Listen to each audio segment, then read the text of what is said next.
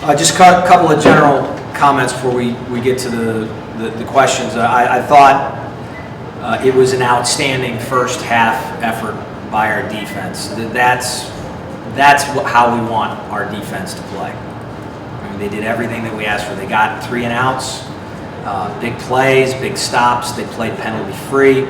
The turnovers were huge, and throughout all but maybe the last drive of that first half, we played our best defensive football this season.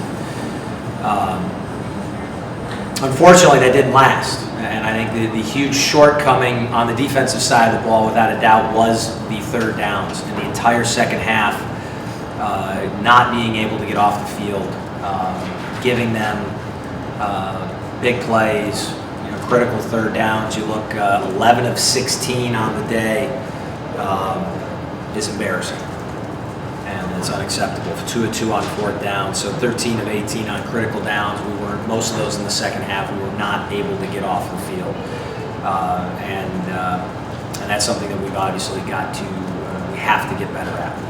I think a lot of the failure there lay in the fact that we could not get pressure on their quarterback.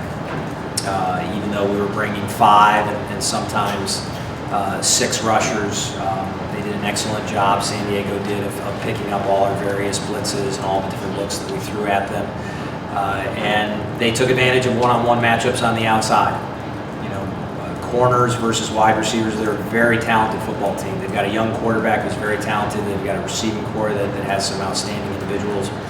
And I think that second half came down to the fact on most of those drives, we just gave up too many and lost too many of those one-on-one matchups. Moving over to the offensive side of the ball, just really disappointed with our lack of execution. They did nothing defensively that we weren't prepared for. You start out with the opening play of the game. I think it was a sign of things to come. We run Grayson on a wheel route, and he's wide open, and Ryan gives a great throw, and we drop it. Instead of being a touchdown or a 30-yard gain to start things off, we're 2nd and 10. And that was kind of the story in the pass game, at least for the offense, was those same one-on-one matchups that San Diego was winning when they were on offense, we were losing when we were on offense, either by a dropped pass, by a wide open receiver, missing several wide open receivers on plays. I had a touchdown to Griffin Norberg on the second drive, or third drive, of the game. We had guys who are wide open, and we missed, and we had guys that ran poor routes and couldn't separate versus the defensive players that were covering them. Again, part of that, hats off to San Diego. We know they're a very good football team. They've got some talented players in the secondary, and they did a nice job matching up for us. Frank and Treen had a tough day getting open. But to me, it all starts with the lack of a running game. And you can say what you want about the missed opportunities on the pass game and the good throws that were dropped and the bad throws where we had open men, or times where guys were wide open but we never got to throw it because we were pressured by their 4-man rush. But if we cannot effectively, efficiently run the football with the talent that we have at the tailback position, it's going to be a very long year. And we've got a couple of young offensive linemen. We've got a freshman tight end. We've got a freshman fullback. And we're going to go through our growing pains. I mean, I'm patient. I understand that these young players are talented. Some of them are a little light. When they're an 18-year-old going up against a 22-year-old, we're not going to win that battle all the time. But the talent is there. And with experience, we will continue to have a higher level of execution and get better. But we have to find a way to consistently run the football. And we did not have that today. We had just as many runs that went for negative yards that went for positive yards. And we cannot expect to have this offense be successful if we can't rely on handing the ball off to B. Hall or any one of our tailbacks who are very talented. If we can't make it back to the line of scrimmage.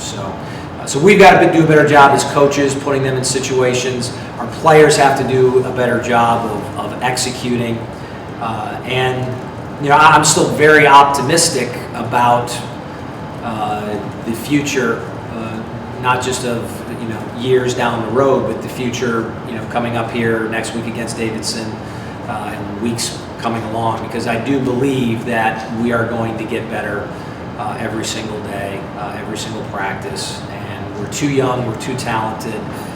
So a game like this, while demoralizing and certainly very, very frustrating, still doesn't deter my excitement about the future and the possibilities that we have this year.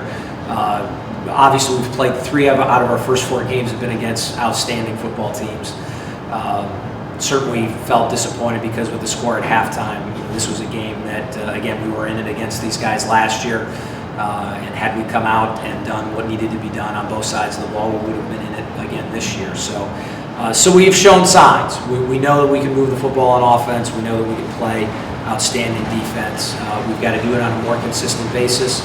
We've got to keep getting better. We have to have patience with our young players as they move, and freshmen and sophomores alike. Guys like Ryan Clark has a lot of really good days ahead of him. He struggled at times today, he'll admit that, but he made some throws, and he's a very talented player. He'll get better. Kellen Hughes is starting to play an awful lot of football for us, and each day that he goes out there, he does something out there that I say, you know what, I didn't think he could do that maybe yesterday or the day before. So our guys are starting to figure it out, and there are certainly positives, and we're going to keep plugging away. Better days are definitely ahead. Kellen, let me just talk about the third downs from your, what does that do to the defense mentally when you realize we get 3rd and long and then we got to come back from the 7 downs? I mean, it does a lot. We just got to get off the field right there. I'd say that the intensity needs to be a lot better in the 3rd downs. It's big plays for us, and receivers did a good job today, but we just got to do a better job man pressing on those situations.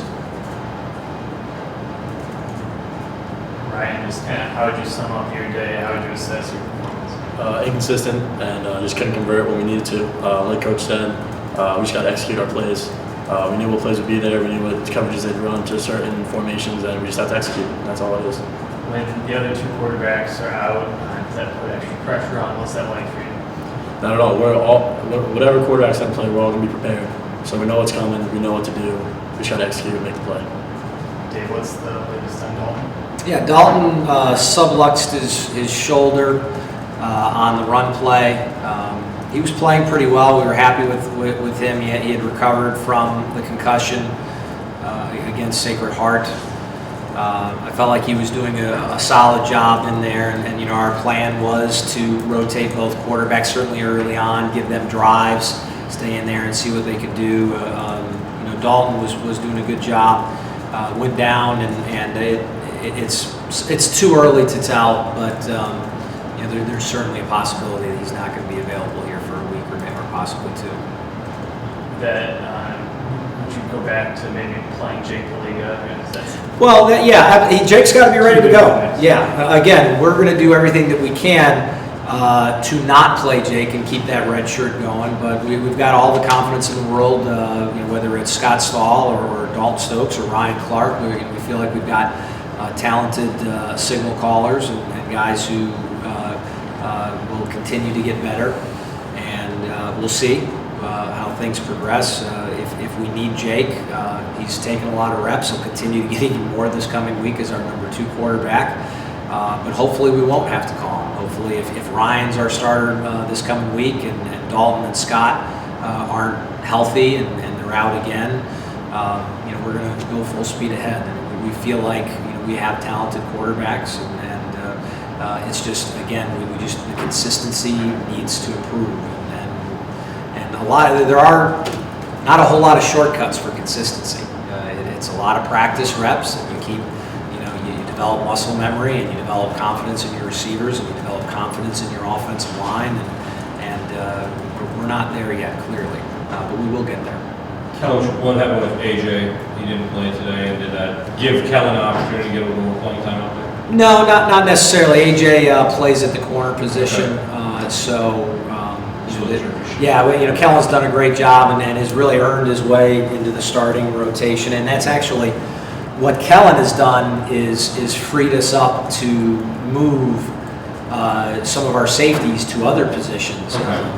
So JJ Nunez has been playing some at the outside linebacker position, and be able to help. Melvin's playing some corner, and so the emergence of Kellen and Joey Diaz-Martinez has given us the luxury to do more. Kellen, what was the difference in the first half defensively as opposed to the second half? Just the intensity. We were all rallying each other up, getting after it, keeping the intensity up on the sidelines. And we came in, we kept the intensity up in the locker room, and things happened in the second half, and that's just on us. Coach, what's the message to the team after? Last year to be in the game, be close to that, and does it feel like a step back? Well, that's not the right way to put it. The second half felt like a step back. The first half, we were in better shape at halftime this year than we were a year ago. I felt like we were playing outstanding defense, and again, offensively, the pass game was just, hey, it's one guy. It's either a bad throw or a drop pass or a bad route, and the protection's great, or everybody's doing their job except for the offensive line. It was a very frustrating game in that, hey, you know what, that was the right play call, but we just couldn't execute. We needed all 11 guys, and one guy would step up and not get his job done, whether it was an offensive tackle failing to pick up a twist or it was a receiver dropping a pass. So it was really frustrating, but at halftime we felt like, hey, it was our ball to start the second half. We're down 10-3, and we know it's just an execution issue. It's not an X's and O's. It's not, hey, San Diego's doing this on defense and we need to change because what we're calling isn't working. It wasn't that at all. Run game obviously is a little bit different story. The fact that we were not able to control the line of scrimmage to the degree that we felt like we could have. So that was one thing, but there were certainly opportunities in the pass game. So no, through halftime I was still really optimistic. Like I said, the failure in the second half, defense not being able to get off the field on third downs, and offense continually shooting themselves in the foot. Penalties started mounting, taking away some of the positive plays that we did have. That just really, the game got away for us for about 20 minutes of the 30 minutes in the second half. And you can't do that against a team as talented as San Diego, plain and simple. We didn't do that a year ago. We played a heck of a football game for 4 quarters and still lost in the end. So when you take 20 minutes of the game off, you can't expect to walk away with anything other than the final score. Can you touch a little bit more? You touched on it twice with the running game. What you need to see out of it this coming week, and how having a running game can help Ryan? Oh yeah, well, it kind of goes hand to hand. When you, for play action pass to work, you have to have a threat to run the football. When you are in spread sets and you have 5 offensive linemen and a tight end to block 6 players, 4 down linemen and 2 linebackers, 6 versus 6, or spread everybody out with 4 wide receivers, 5 offensive linemen to block 4 down linemen and a linebacker, 5 versus 5. You have to win those battles.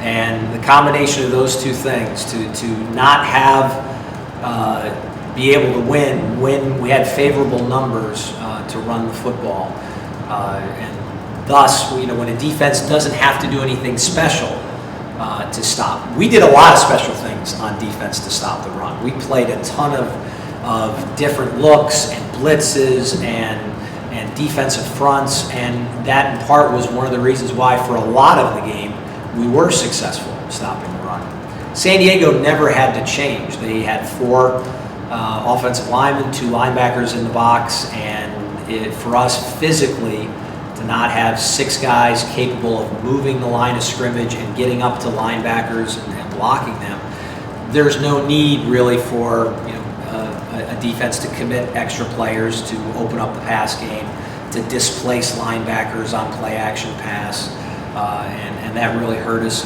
as the game went on. So we do have to do a good job. The schemes are there, same type of running plays that we had a lot of success a year ago. It's just a couple of different guys up front, young tight end, young fullback who will continue to get better, and we're going to get there.